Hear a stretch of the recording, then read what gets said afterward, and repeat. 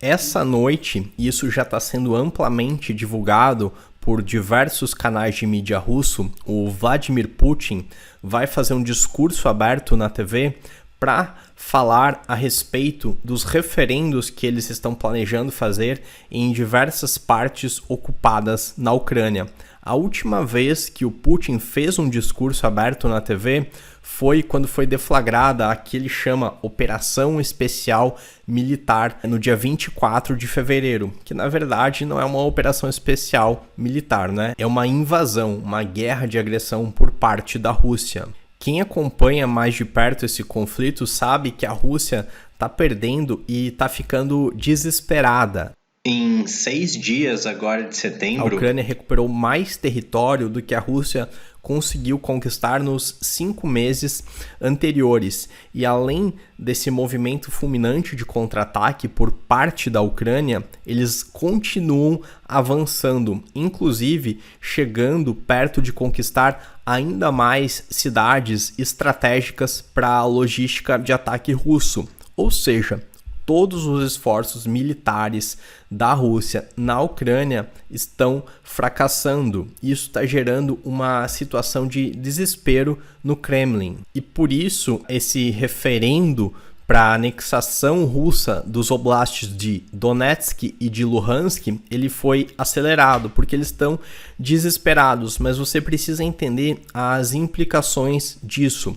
Obviamente, esses referendos não são uma votação para aferir a vontade popular. Esses referendos, eles não têm legitimidade alguma, tanto que eles vão ocorrer de forma online em muitas cidades que praticamente nem têm acesso à internet. Bom, até o início dessa guerra era considerado que a Rússia tinha o segundo melhor exército do mundo. E agora ficou claro que ela tem o segundo melhor exército na Ucrânia. Ou seja, eles estão perdendo de lavada essa guerra. Isso está gerando movimentos de revolta interna na Rússia. Muitos parlamentares já sugeriram o impeachment do Vladimir Putin, que ele renunciasse ao cargo, na verdade. E como ele está encurralado, ele está apelando para esse referendo de fachada, justamente porque, de acordo com a Constituição russa, quando um território russo é ameaçado, essa é uma justificativa constitucional para que eles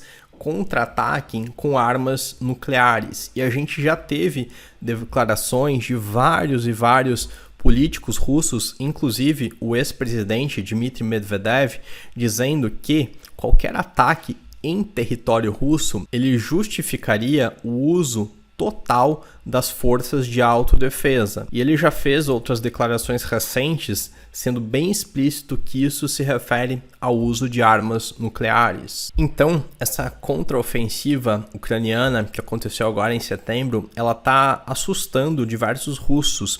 A mídia estatal blinda completamente o governo. No entanto, como essa contraofensiva ucraniana foi muito poderosa, a blindagem não está sendo completamente eficaz, gerando muitos movimentos de revolta interna. E como um animal encurralado, o Putin, diante dessa situação, está ficando ainda mais agressivo. As ações militares estão completamente distantes de terem objetivos estratégicos militares, e sim infligir maiores danos à população civil da Ucrânia. E agora a gente está prestes a ter uma escalada maior diante da iminência de um conflito nuclear. E esse conflito, na verdade, ele não é do interesse de nenhuma parte. O interessante do ponto de vista estratégico para a Rússia é tornar essas ameaças mais críveis para tentar dissuadir tanto o exército da Ucrânia, o que vai ser completamente fadado ao fracasso, uma vez que os ucranianos não vão abrir mão dos seus territórios, mas também tentar dissuadir o apoio ocidental à Ucrânia. Como o exército ucraniano está completamente decidido a expulsar a Rússia do seu país, e ao que parece, o apoio ocidental à Ucrânia não vai deixar de existir, isso acaba gerando uma situação de grande incerteza. E se você chegou aqui no vídeo exclusivamente com interesse no cenário geopolítico, convém você também ficar até o final para você entender os efeitos práticos disso na sua vida financeira. A bolsa russa caiu 8% depois dessas notícias sobre essas declarações acerca do referendo, mas eu não estou preocupado com a bolsa russa. Para mim, quanto mais ela cair, melhor.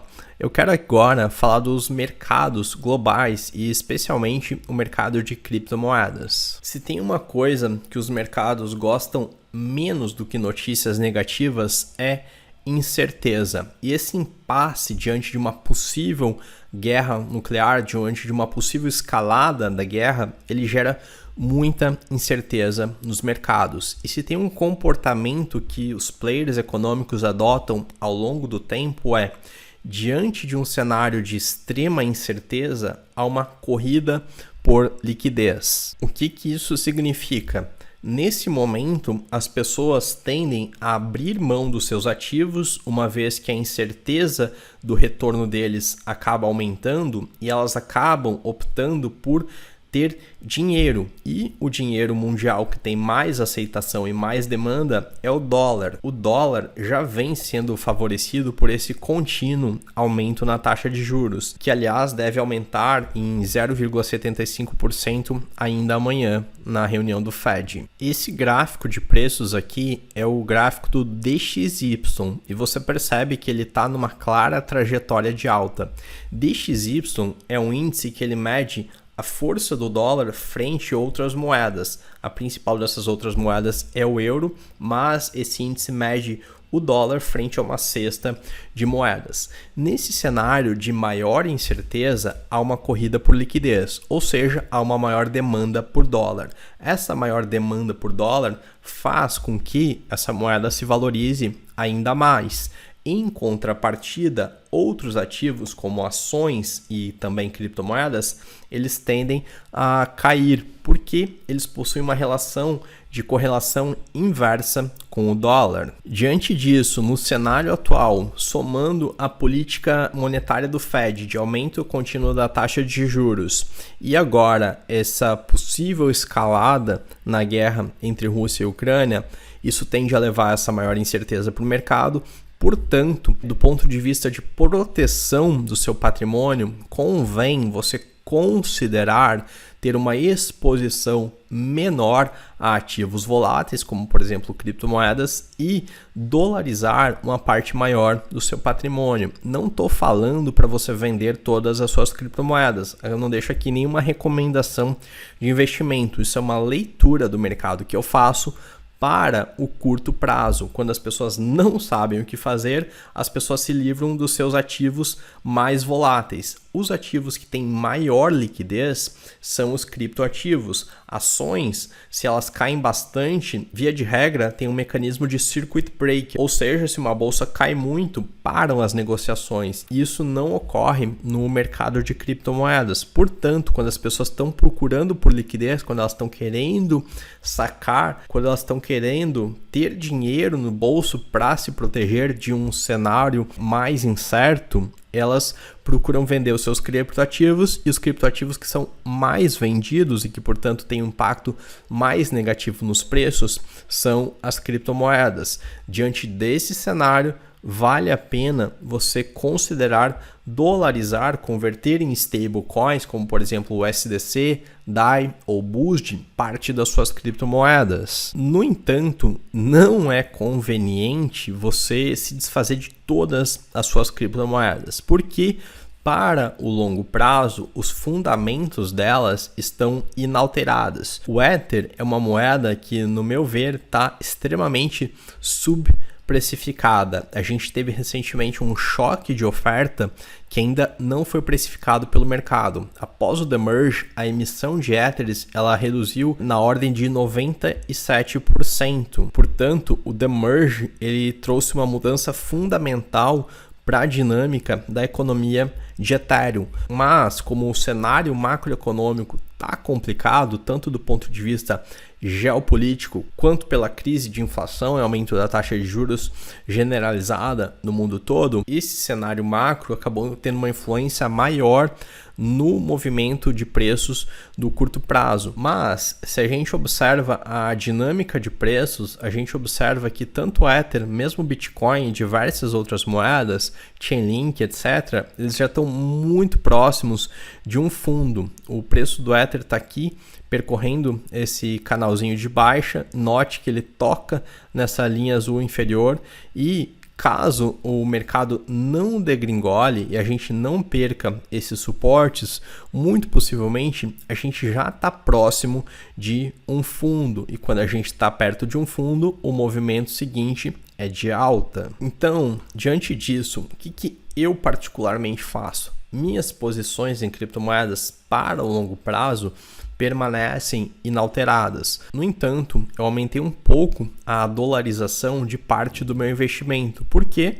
Porque se o mercado degringolar, se ele cair mais, eu tenho caixa para aproveitar oportunidades a um preço ainda melhor. Além disso, eu faço pequenos scalpzinhos, pequenas operações de curto prazo, shortando moedas, como por exemplo a Ravencoin. Eu costumo shortar, operar vendido em moedas como Ravencoin, Bitcoin Cash, GMT, Litecoin. Não lembro se eu falei Litecoin 2 vezes, mas enfim, eu opero vendido contra essas moedas, especialmente moedas que tem uma pernada muito grande de alta sem que haja um fundamento para isso, porque a tendência, a maior probabilidade é que quando esse tipo de moeda tem um pump, esse pump seja seguido de um dump, e você está observando aqui esse movimento como ele de fato ocorreu e vem ocorrendo. A tendência é que todo esse crescimento aqui ele volte à estaca zero. E esse movimento de short, essa operação de short, eu falei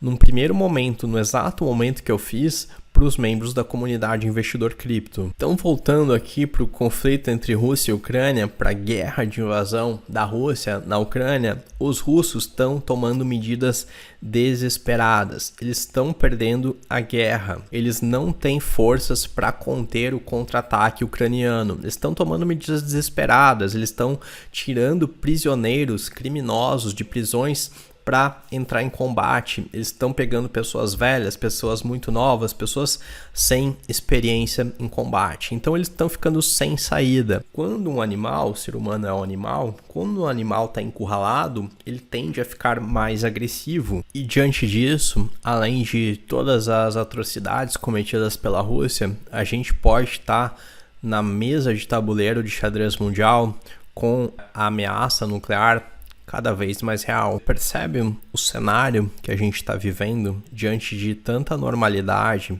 Do ponto de vista da geopolítica mundial, a gente está vivendo um cenário de anormalidade. A gente não vivia coisas assim desde a Segunda Guerra Mundial.